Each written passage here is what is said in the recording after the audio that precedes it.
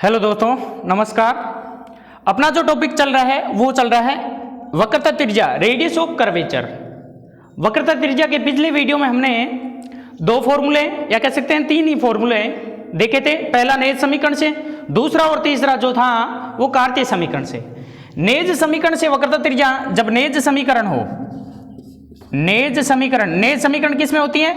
S और साई में। S मतलब चाप की लंबाई और साई मतलब स्पर्शिका एक्स एक्स के साथ कोण। तो उस स्थिति में अपने रो जो है, रो का मतलब क्या है? वक्रता त्रिज्या, रेडियस ऑफ कर्वेचर। जो वक्रता त्रिज्या आई रो इक्वल टू क्या आया? डी एस बट्टा डी साई आया था। ठीक है। उसके बाद कार्तीय समीकरण हो, कार्तीय समीकरण किस फॉर्म में होती है? एक्स और वाई में, एक्स वाई में। तो उस स्थिति में रो जो है वक्रता त्रिज्या अपने पास आई थी 1 प्लस डी वाई बट्टा डी एक्स का होल स्क्वायर और उसकी पावर 3/2 बट्टा द्वितीय कोटि का अवकलज डी टू वाई बट्टा डी एक्स टू। या इसको यूं भी लिख सकते हैं, रो इक्वल टू 1 प्लस, इसको y1 लिख सकता हूं, y1 स्क्वायर और उसकी पावर 3/2 बट्टा इसको लिख सकता हूं y2। y1 का मतलब है dy बट्टा dx और y2 का मतलब है d2y बट्टा dx। y1 का मतलब है y का x के सापेक्ष प्रथम कोटि का अवकलज और y2 का मतलब है y का x के सापेक्ष द्वितीय कोटि का अवकलज और इसकी पावर क्या है? 3/2 और यहां स्क्वायर है, ध्यान रखना। दूसरा ये भी है, ये तो dy बट्टा dx में। एक और बनना था, rho equal to 1 plus dx बट्टा dy का होल स्क्वायर और उसकी पावर 3/2 बट्टा d2x बट्टा dy2, यानी y का x के सापेक्ष प्रथम कोटि का अवकलज और y का x का y के सापेक्ष द्वितीय कोटि का, या y2 equal rho equal to 1 plus x1 square और उसकी पावर 3/2 बट्टा x2 लिख सकता हूं। तो दोनों एक ही चीज है। ये फॉर्मूला लगा के भी कर सकते हैं, ये भी लगा के कर सकते हैं। रो के मान में कोई परिवर्तन नहीं आएगा।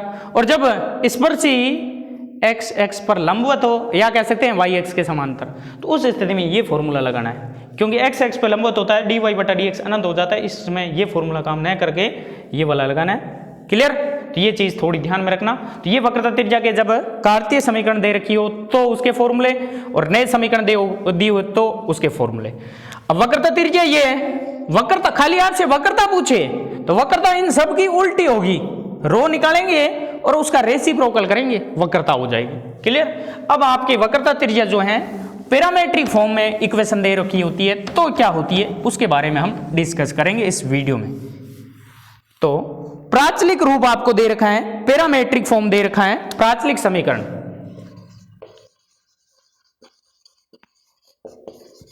पैरामेट्रिक इक्वेशन हो,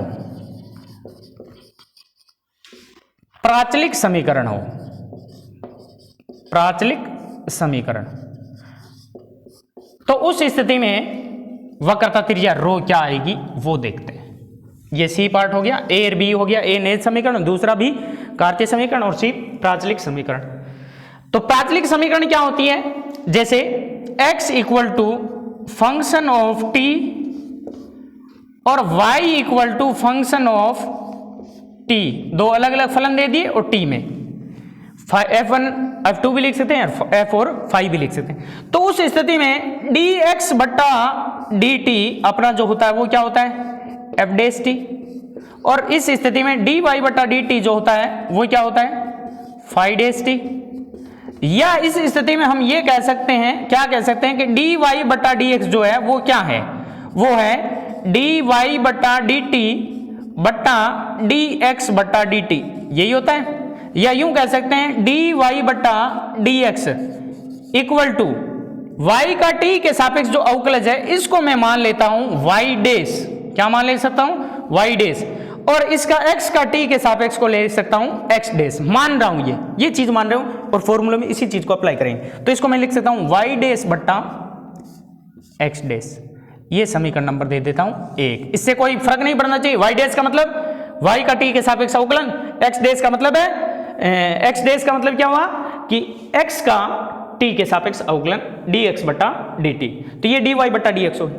अब अपने को कार्तीय समीकरण से पता है कि रो इक्वल टू 1 प्लस dy बट्टा dx का होल स्क्वायर और उसकी पावर 3/2 और d2y बटा dx2 होता है। क्लियर? अब इस फॉर्मूले में dy बटा dx की जगह तो ये लिख दूंगा मैं, y डैश बटा x डैश लिख दूंगा, लेकिन d2y बटा dx2 इसकी वैल्यू अपने को चाहिए। तो अब हम क्या करते हैं, d2y बटा dx2 इसकी वैल्यू निकालता हूं। तो इसको मैं लिख सकता हूं d अपॉन dx dy बटा dx, कोई दिक्कत नहीं होनी चाहिए। अब इसको मैं क्या लिख सकता हूं, इसको देखिए इस तरह लिख सकता हूं, d अपॉन dt dy बटा dx इंटू dt बटा dx लिख सकता हूं। इसको लिख सकता हूं dt के ऊपर नीचे गुणा, इस तरह से लिख सकता हूं, और dy बटा dx का मान समीकरण 1 से यहां रखता हूं, तो क्या बन जाएगा, d upon dt y dash बटा x dash into dt upon dx, dt upon dx देखिए dt upon dx 1 upon x dash हो जाएगा, 1 अपॉन x डैश लिख दिया। अब यहां देखिए t के सापेक्ष ये x डैश है, t के सापेक्ष y डैश बटा x डैश का अवकलन करना है, y डैश यानी कि dx बटा dt, x dash x dash dx बटा dt, y डैश dy बटा d, तो इनका u बटा v से फॉर्मूला लगेगा। तो जैसे यहां पर आगे बढ़ता हूं, यहां ले लेता हूं मैं d2y बटा dx2 इक्वल टू, यहां से देखिए u बटा v लगेगा, तो बट्टा में x डैश का स्क्वायर, x डैश वैसे के वैसे y डैश का t के सापेक्ष y डबल डैश हो जाएगा, y डैश का माइनस y डैश वैसे के वैसे x डैश का अवकलन t के सापेक्ष x डबल डैश, ये तो हो गया इसका मान, इंटू 1 अपॉन x डैश है। तो यहां से d2y बटा dx2 इक्वल टू क्या बनेगा, x dash y double dash minus y dash x double dash बट्टा x डैश का स्क्वायर और x डैश ये x डैश का क्यूब, ये फॉर्मूला।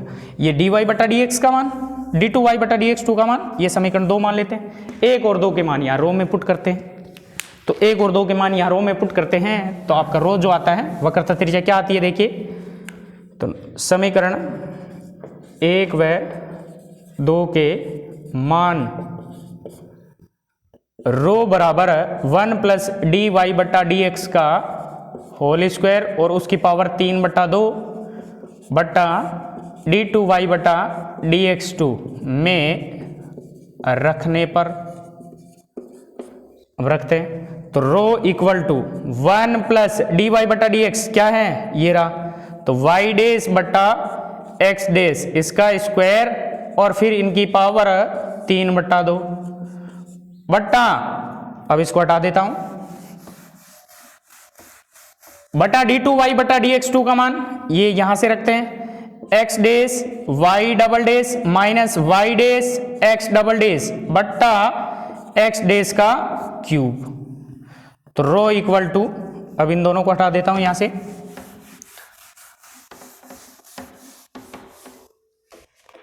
तो यहां से देखिए लघुत्तम लेंगे y डैश का स्क्वायर x डैश का स्क्वायर x डैश का स्क्वायर लघुत्तम आएगा, इधर हो जाएगा x dash square plus y dash square और उसकी होल पावर 3 बटा 2, इस पूरे की होल पावर है, ये भी साथ में है, पूरे की होल पावर है 3 बटा 2 और बट्टा में x dash y double dash minus y dash x double dash बट्टा x डैश की पावर 3। अब देखिए यहां जो बट्टा में x डैश का स्क्वायर है और पावर 3 बटा 2 है, तो यहां से इसको अगर मैं बाहर लेना चाहता हूं पावर 3 बटा 2 से, तो 2 से 2 कट जाएगा, यानी x डैश की पावर क्या हो जाएगी 3, और यहां भी भाग में x डैश की पावर 3 है, तो ये दोनों एक दूसरे से कैंसिल हो जाएंगे। पीछे जो बचेगा रो इक्वल टू क्या बचेगा, x डैश का स्क्वायर प्लस y डैश का स्क्वायर और उसकी पावर 3 बटा 2 बट्टा यहां से x dash y double dash minus y dash x double dash, ये आपका रिजल्ट आ गया। ये आपको याद रखना है, जहां x डैश का मतलब है x का t के सापेक्ष अवकलन, y डैश का मतलब है y का t के सापेक्ष अवकलन, x डबल डैश का मतलब है कि x का t के सापेक्ष द्वितीय कोटि का अवकलन, और y डबल डैश का अर्थ है कि y का t के सापेक्ष द्वितीय कोटि का अवकलज। क्लियर? तो ये फॉर्मूला आपका प्राचलिक रूप में याद रखना है कि वक्रता त्रिज्या का प्राचलिक रूप में समीकरण फॉर्मूला क्या होता है, x dash square plus y dash square और उसकी whole power 3/2 x dash y double dash minus y dash x double dash. Clear? तो ये फॉर्मूला आपको याद रखना है। तो ये 4 फॉर्मूले हो गए। पहला formula rho equal to d s बट्टा डी साई जो नए समीकरण से आया। दूसरा formula 1 plus y one square की पावर 3/2 बट्टा वाई टू, या रो इक्वल टू 1 प्लस x1 का स्क्वायर उसकी पावर 3/2 बट्टा x2। y1 का मतलब है dy बटा dx, y2 का मतलब है d2y बटा dx2, x1 का मतलब है dx बटा dy और x2 का मतलब है d2x बटा dy2। और एक ये हो गया, किसके फॉर्मूले हैं? वक्रता त्रिज्या के। और वक्रता निकालनी हो तो वक्रता त्रिज्या को आपको क्या करना पड़ेगा? रेसिप्रोकल करना पड़ेगा। तो इस प्रकार से आपने ये 4 फॉर्मूले देख लिए हैं वक्रता त्रिज्या के, और इन्हीं चारों फॉर्मूलों से आपकी क्या निकलेगी? वक्रता त्रिज्या निकलेगी दिए गए वक्र की। क्लियर? तो ये इन फॉर्मूला का यूज हम क्या करें, कहाँ करेंगे? अपने एग्जाम्पल में करेंगे, अपने प्रश्नों में करेंगे और उनको सोल्व करेंगे। क्लियर? अब नेक्स्ट आगे अगला नेक्स्ट टॉपिक बढ़ते हैं आगे की ओर। अब अगला टॉपिक है अपना radius of curvature at the origin. मूल बिंदु पर वक्र की वक्रता त्रिज्या। मूल बिंदु पर वक्रता त्रिज्या, मूल बिंदु पर वक्रता त्रिज्या ओरिजिन पर। अब मूल बिंदु पर क्या होता है? x बराबर 0 और y बराबर भी क्या होता है? 0 होता है। x और y क्या होते हैं? 0।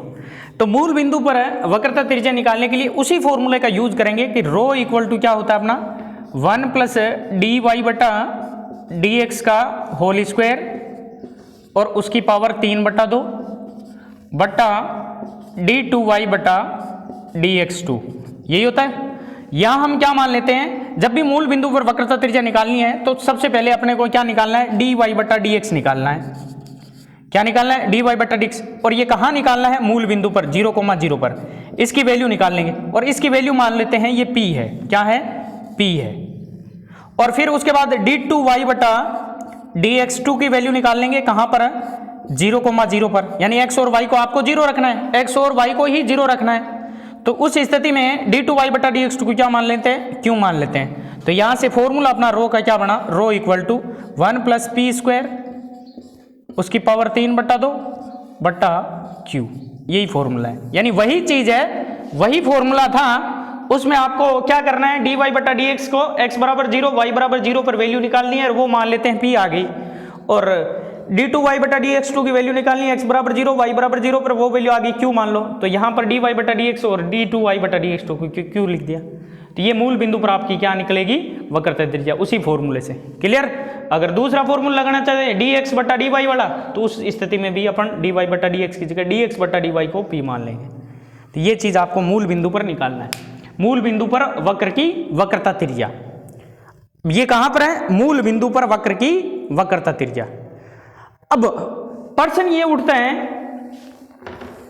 कि मूल बिंदु पर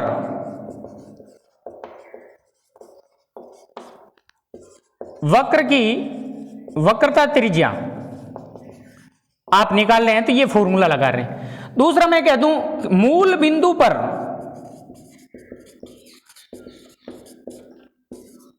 वक्रता त्रिज्या निकालिए जहां x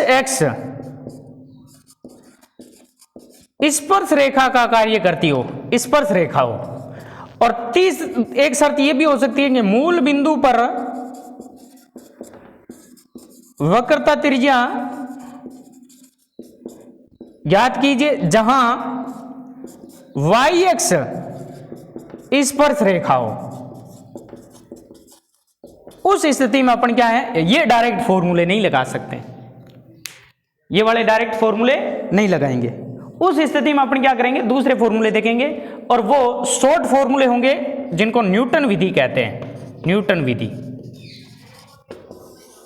यानी कि कहते स्पर्श रेखा x हो और स्पर्श रेखा y हो, तब आप मूल बिंदु पर, कहां पर, मूल बिंदु पर ही स्पर्शरेखा एक्स एक्स का काम करें और मूल बिंदु पर ही स्पर्शरेखा वाई एक्स का काम करें, तो हम न्यूटन विधि से हम क्या करेंगे, उसकी वक्रता त्रिज्या निकालेंगे। ये वक्रता त्रिज्या है कहां पर, मूल बिंदु पर ही है। ये वक्रता त्रिज्या भी कहां पर है, मूल बिंदु पर है। लेकिन यहां स्पर्शरेखा ना तो एक्स एक्स काम करेगी ना वाई एक्स का काम करेगी। तो स्पर्शरेखा कैसे हो सकती है, जैसे ये क्या निकल रहा है, एक वक्र मूल बिंदु से निकल रहा है। यहां बताइए कि स्पर्शरेखा, ये स्पर्शरेखा हो सकती है। एक वक्र ऐसा भी हो सकता है, स्पर्शरेखा ऐसे जा सकती है मूल बिंदु से। वक्र ऐसा भी हो सकता है, स्पर्शरेखा ऐसे जा सकती है, या वक्र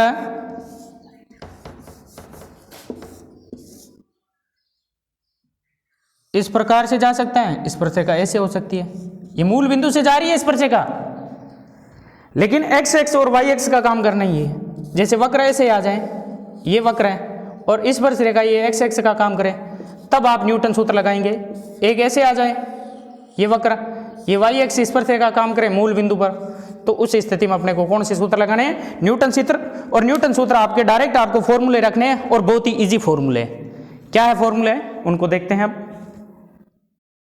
अब देखिए क्या है यहाँ पर, न्यूटन विधि से मूल बिंदु पर वक्र की वक्रता त्रिज्या। न्यूटन विधि से मूल बिंदु पर वक्र की वक्रता त्रिज्या का फॉर्मूला जब मूल बिंदु पर पूछा जाए तो 1 प्लस अपने को पता है कि dy बट्टा dx का होल स्क्वायर बट्टा d2y बट्टा dx2, और यहाँ पर पावर क्या होती है 3/2, ये रो होता है, अपने को पता है। इसी फॉर्मूले से निकाल सकते हैं मूल बिंदु पर। लेकिन मूल बिंदु की कुछ ऐसी स्थितियां दे देते हैं जिसमें ये फॉर्मूला न लगा के शॉर्ट फॉर्मूला लगाएंगे। शॉर्ट फॉर्मूला क्या लगाएंगे, x टेंड्स टू, देखिए शॉर्ट फॉर्मूला क्या लगाते हैं वो देखते हैं। न्यूटन विधि से शॉर्ट फॉर्मूला होगा, इतना बड़ा फॉर्मूला लगाने की जरूरत नहीं है, सीधा x² बटा 2y होगा या y² बटा 2x होगा, वो देखते हैं। तो ये सीधा फॉर्मूला बना कैसे हैं वो देखते हैं। यदि कोई वक्र मूल बिंदु से गुजरता है, कोई भी वक्र जैसे y बराबर fx है, ये वक्र है मान लो y बराबर fx, अगर ये मूल बिंदु से गुजरता है x 0,0 से गुजरता है तो मूल बिंदु इसको संतुष्ट करेगा, यानी y की जगह 0 इक्वल टू f0, ये होगा। मूल बिंदु से गुजरता है तो इसका मतलब y बराबर 0। चूंकि तो इसका प्रूफ देखते हैं कि ये कैसे आया कि रो इक्वल टू मूल बिंदु से गुजरता है और एक्स एक्स मूल बिंदु पर उसकी स्पर्श रेखा हो, ये कह रहा है एक्स एक्स स्पर्श रेखा का काम करे। एक्स एक्स क्या हो, स्पर्श रेखा हो, तो एक्स एक्स स्पर्श रेखा हो तो एक्स एक्स यानी साई बराबर क्या हो गया 0। टेन साई का मतलब dy बट्टा dx होता है, तो इसका मतलब dy बट्टा dx क्या आ गया 0। dy बट्टा dx का मतलब क्या हुआ f डैश x 0, और क्योंकि x बराबर 0 होगा y बराबर 0 होगा तो इसका मतलब हुआ f डैश 0 बराबर क्या आया 0। छोटी छोटी चीजें वो ध्यान रखना, ये साइड में जो मैंने लिखी है। अब प्रूव करते हैं कि रो इक्वल टू ये कैसे आया, उसकी वक्रता त्रिज्या कैसे आई। तो सबसे पहले हम यहां पर हमें पता है कि वक्र मूल बिंदु से गुजरता है, मूल बिंदु से गुजरता है, अतः y बराबर एफ एक्स बराबर क्या हो जाएगा 0। कैसे y 0 f 0 0। एक तो ये कंडीशन होगी, ये कंडीशन ध्यान में रखनी पड़ेगी। y बराबर एफ एक्स कोई फंक्शन है तो f 0 क्या हो गया 0 हो गया, मूल बिंदु से क्योंकि गुजर रहा है। ठीक है, दूसरी स्थिति कि x x स्पर्श रेखा है, x x क्या है स्पर्श रेखा है, तो उस स्थिति में dy बट्टा dx का मान क्या हुआ 0, क्योंकि x x स्पर्श रेखा है तो स्पर्श रेखा का x x के साथ कोण 0 डिग्री हो गया, dy बट्टा dx 0, यानी इसका मतलब हो गया f डैश x बराबर 0। और f डैश x क्योंकि x बराबर 0 पर ही हम स्पर्श रेखा देख रहे हैं तो x बराबर 0 पर f डैश 0 इक्वल टू क्या हुई 0, और f डैश 0 को मैं क्या लिख सकता हूं p लिख सकता हूं, क्योंकि प्रथम कोटि का अवकलज जो है उसको p और द्वितीय कोटि का अवकलज को हम q लिखेंगे। क्लियर, तो ये 0 आ गया। ये चीजें ही मैंने साइड में समझाई थी। अब इसी से अपन ये फॉर्मूला ऊपर वाला है वो लाते हैं, कैसे लाते हैं वो देखिए। मैक्लॉरिन श्रेणी, एक मैक्लॉरिन श्रेणी है, उस पे ध्यान रखना है क्या होती है मैक्लॉरिन श्रेणी। मैक्लॉरिन श्रेणी में अगर आपको y ज्ञात करना हो तो y इक्वल टू होता है fx plus x f dash x plus X square बट्टा 2 factorial f double dash x plus and so on. ये मैक्लॉरिन श्रेणी होती है कि मैक्लॉरिन श्रेणी में जब y का मान ज्ञात करना हो तो fx plus x f dash x plus X square बट्टा 2 factorial f double dash x, क्योंकि यहां पर हमें x बराबर 0 बराबर y बराबर 0, x बराबर 0 y बराबर 0 पर देख रहे हैं मूल बिंदु पर, तो x और y को 0 0 रखते हैं तो क्या आएगा यहां से 0 इक्वल टू या सॉरी x इक्वल टू 0 और y इक्वल टू 0 पर देख रहे हैं। लिमिट अपनी ये है, लिमिट ये है, तो y और x को तो वैसे के वैसे रखेंगे, y और x को तो वैसे के वैसे, तो y इक्वल टू क्या बनेगा f0 plus x f dash 0 plus X square बट्टा 2 factorial f double dash 0 plus and so on, ये बनेगा। देखिए ये बनेगा। अब मैं लिमिट ये अप्लाई नहीं कर रहा हूं, आपको x बराबर 0 पर देखना है, x बराबर 0 पर f0 f dash 0 f double dash 0, ये मैक्लॉरिन श्रेणी से आया है। मैक्लॉरिन श्रेणी एक आगे जब हम पढ़ेंगे उसमें मैक्लॉरिन श्रेणी आएगी जो सेकेंडरी या फाइनल में होगी, अभी नहीं है, लेकिन अब ये वाली प्रूव करने के लिए मैक्लॉरिन श्रेणी यूज आ रही है यहाँ पे, तो वो देखते हैं।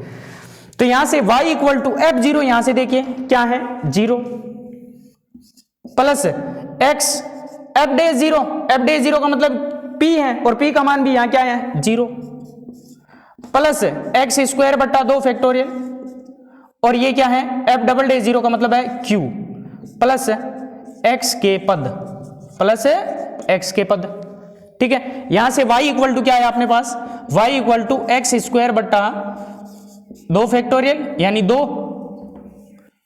q प्लस, इसको q मान रहा हूं क्योंकि डबल डैश था इसलिए, प्लस x के पद, x की बढ़ती हुई घातें आएगी, x क्यूब x की घात 4 ऐसे, ये चीजें आई अपने पास,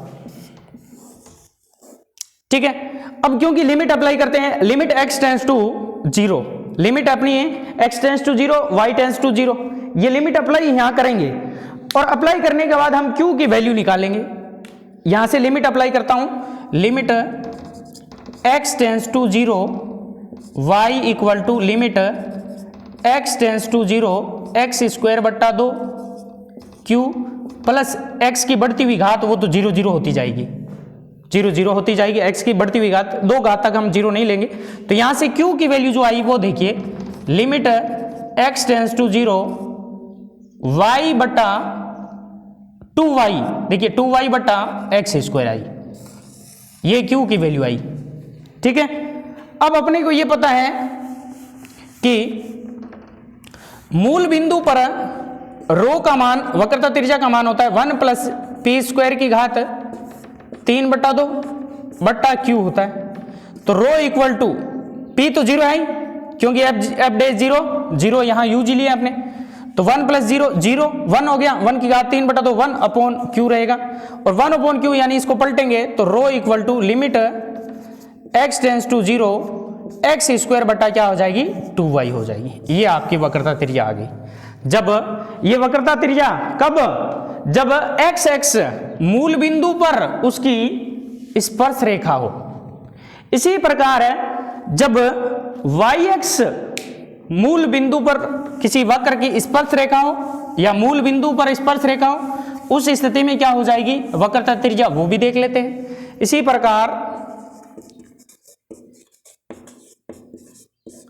प्रकार y एक्स मूल बिंदु पर उसकी क्या हो स्पर्श रेखा हो तो मूल बिंदु पर वक्रता त्रिज्या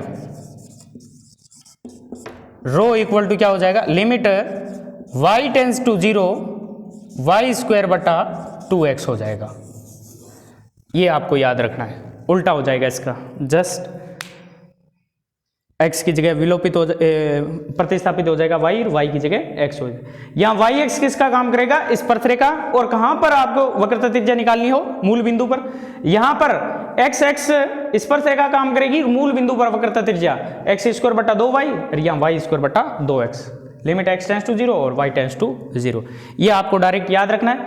और फिर तीसरा एक इंपॉर्टेंट रिजल्ट ये याद रखना है, वृत्त की वक्रता, वृत्त की वक्रता, किसी भी वृत्त की वक्रता हमेशा अचर होती है, कांस्टेंट होती है। ये डायरेक्ट रिजल्ट याद रखना है, किसी भी वृत्त की वक्रता अचर होती है, क्योंकि वृत्त अपना क्या होता है, फिक्स त्रिज्या का होता है। तो यहां से वृत्त की वक्रता जो होती है, वृत्त की त्रिज्या r की उल्टी होती है, 1/r होती है।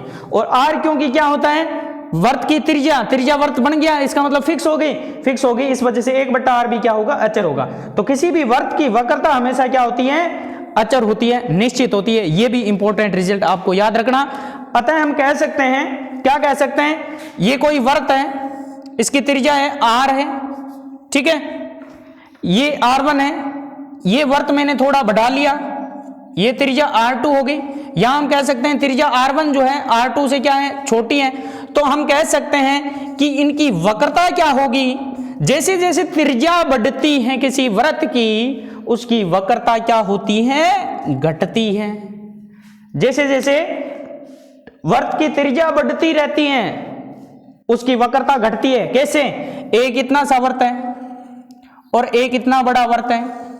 अब यहां घुमाव ज्यादा है या यहां है, यहां ज्यादा है, दो पास पास बिंदु ले, एक बिंदु यहां ले, एक यहां ले, तो इनके बीच घुमाव ज्यादा है, तो वक्रता क्या हुई, ज्यादा हुई। यहां एक बिंदु यहां ले लिया, एक बिंदु यहां, तो यहां घुमाव क्या है, या कह सकते हैं एक बिंदु यहां ले लिया और एक बिल्कुल इसके पास में ले लिया, दो समीप, तो इनके बीच में घुमाव क्या हो गया, कम हो गया। तो कह सकते हैं कि वृत्त जितना बड़ा होगा उसकी वक्रता उतनी ही छोटी होगी, या कह सकते हैं त्रिज्या जितनी बड़ी होगी उसकी वक्रता क्या होगी, उतनी छोटी होगी। दोनों एक दूसरे के क्या है, उल्टे हैं। और किसी बिंदु, वृत्त के किसी बिंदु पर वक्रता त्रिज्या जो होती है उस वृत्त की त्रिज्या के बराबर होती है। क्लियर। तो ये जो अपने इस एक्सरसाइज में वक्रता से संबंधित या वक्रता त्रिज्या से संबंधित रिलेटेड अपने इंपॉर्टेंट रिजल्ट हो गए। अब इन इंपॉर्टेंट रिजल्ट में सबसे पहले नेज समीकरण आई, नेज समीकरण वाला रिजल्ट याद रखना है। कौन कौन से रिजल्ट आए वो रिजल्ट वापस रिवीजन कर लेते हैं। यहाँ पर सारे फॉर्मूले वो हैं, सारे आपको याद करने हैं। इन फॉर्मूलों पे बेस्ड पूरी एक्सरसाइज है। फॉर्मूले याद है तो क्वेश्चन अपन आराम से इजीली सोल्व कर सकते हैं। सबसे पहले वक्रता जो होता है किसी बिंदु P पर वक्रता, उसकी वक्रता त्रिज्या जो रो होता है उसका उल्टा होता है। फिर दूसरा हमने नेज समीकरण से देखा था, नेज समीकरण, नेज समीकरण से रो जो है, रो यानी वक्रता त्रिज्या, रो क्या है, वक्रता त्रिज्या। नेज समीकरण से वक्रता त्रिज्या रो का मान हमने देखा था ds बट्टा डी साई, और तो यहां से वक्रता क्या हो जाएगा, डी साई बट्टा ds। फिर उसके बाद कार्तीय समीकरण, कार्तीय समीकरण दे दें तो उस स्थिति में रो जो है वो आया था 1 प्लस डी वाई बट्टा डी एक्स का होल स्क्वायर और उसकी पावर 3/2 और बट्टा d2 y बट्टा dx2। यह हम रिप्लेस कर सकते हैं x और y को, dx बट्टा dy, d2x बट्टा dy2 भी लिख सकते हैं।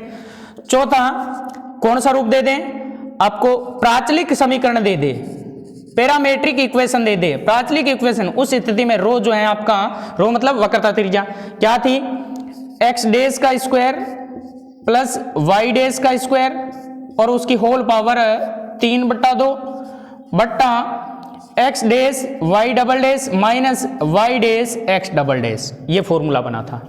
उसके बाद पांचवा, मूल बिंदु पर, मूल बिंदु पर वक्रता त्रिज्या, मूल बिंदु पर वक्रता त्रिज्या में वही फॉर्मूला अप्लाई सकते हैं, rho equal to 1 plus P square की पावर 3/2 बट्टा क्यू, जहां p बराबर क्या है, p बराबर है dy बट्टा dx, कहां पर, मूल बिंदु पर x 0 0 पर, x y 0 0, और q इक्वल टू क्या है d2y बट्टा dx2, ये कहां पर, x कोमा y जो है वो 0 0 उस पे। फिर उसके बाद छठा जो है रिजल्ट क्या था, छठा रिजल्ट जो है अपना कि मूल बिंदु पर वक्रता त्रिज्या जब मूल बिंदु पर एक्स एक्स स्पर्श रेखा हो, मूल बिंदु पर ही एक्स एक्स स्पर्श रेखा हो, उस समय वक्रता त्रिज्या रो जो है अपना क्या आया था, rho equal to limit X X पर है तो X tends to 0 x square बटा 2y। और इसी से एक रिजल्ट और आया था दूसरा, क्या आया था, मूल बिंदु पर वक्रता त्रिज्या जब मूल बिंदु पर वाई एक्स स्पर्श रेखा हो, तो उस स्थिति में rho equal to limit y tends to 0 Y square बटा 2x आएगा। और एक और रिजल्ट ये भी याद रख सकते हैं, ध्रुवीय रूप में हो, ध्रुवीय रूप में मूल बिंदु पर स्पर्श रेखा, ध्रुवीय रूप में मूल बिंदु पर स्पर्श रेखा, मूल बिंदु पर वक्रता त्रिज्या रेडियस ऑफ कर्वेचर, वो भी देख लेते हैं। ये देखते हैं, ये रिजल्ट लिखना भूल गया पहले, तो ध्रुव रूप में मूल बिंदु पर वक्रता त्रिज्या। अब मूल बिंदु पर वक्रता त्रिज्या देखिए फॉर्मूला क्या है, यही चीज इसी फॉर्मूले से अपन बनाते हैं। यहां देखिए, क्योंकि rho equal to limit X tends to 0 x square बटा 2y आया। अब इनको ध्रुवीय रूप में बदलते हैं तो x टेंस टू 0 x क्या होता है, x बराबर है r कोस थीटा, तो r square cos square theta बट्टा 2 y की जगह r साइन थीटा। अब लिमिट x टेंस टू 0 है, यानी थीटा टेंस टू क्या हो जाएगा 0। अब लिमिट थीटा टेंस टू 0 है, इसका मतलब क्या हुआ, लिमिट जब थीटा टेंस टू 0 है तो यहां से देखो r स्क्वायर से r एक तो कट जाएगा, r बचा, और थीटा टेंस टू 0 हो, थीटा टेंस टू 0 हो तो कोस थीटा जो है वो 1 के बराबर है, और थीटा टेंस टू 0 हो, साइन थीटा जो है वैसे तो 0 होता है लेकिन 0 नहीं मानकर यहां किसके बराबर मानेंगे, थीटा, क्योंकि थीटा 0 की ओर अग्रसर है, साइन थीटा थीटा की ओर अग्रसर हो जाएगा। तो r कोस थीटा की जगह 1 हो गया बट्टा 2 साइन थीटा किसके, थीटा की ओर। तो यहां से रो क्या आया, rho equal to limit theta tends to 0 r बटा 2 थीटा हो जाएगा। ये भी रिजल्ट हो गया एक। तो ये मूल बिंदु पर है, ये भी मूल बिंदु पर, ये भी मूल बिंदु पर, ये भी मूल बिंदु पर। यहां शर्त है कि एक्स एक्स स्पर्श रेखा का काम करती हो। और एक और रिजल्ट कह सकते हैं कि किसी भी वृत्त की जो वक्रता त्रिज्या होती है किसी भी बिंदु पर, उस वृत्त की त्रिज्या के बराबर होती है। जैसे जैसे वृत्त बढ़ता जाता है उसकी वक्रता जो होती है वो कम होती जाती है, क्योंकि त्रिज्या बढ़ेगी, वृत्त बढ़ेगा, त्रिज्या बढ़ेगी, और त्रिज्या बढ़ेगी तो उसकी वक्रता क्या हो जाएगी, कम हो जाएगी। वक्रता त्रिज्या बढ़ने पर उसकी त्रिज्या क्या होती है, कम, वक्रता कम होती है, त्रिज्या नहीं। वक्रता त्रिज्या बढ़ने पर उसकी वक्रता कम होती है, कर्वेचर जो होता है वो कम होता है। क्लियर? तो आज के लिए इतना ही खूब है, ये सारा बेसिक जो है कर लिया। नेक्स्ट वीडियो में अपन इसके एग्जाम्पल करेंगे। तो धन्यवाद, जय हिंद, जय भारत।